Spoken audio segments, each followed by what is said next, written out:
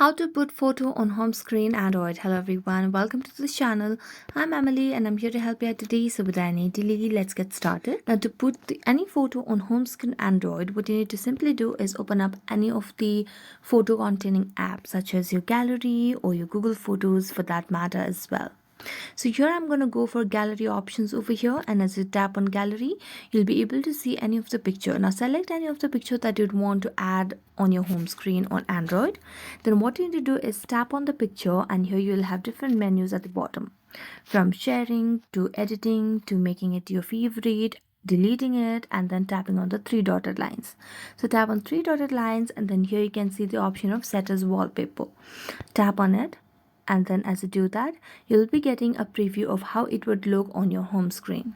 So this would look in your lock screen, and as you tap on that you can see how it would look on your home screen. So I'd like to tap on apply option over here, and you can set as lock screen or home screen or both. Now I want to set it as home screen only, so I'm going to tap on it. So the home screen wallpaper has been applied. Now we're going to go back and check if it has been applied or not.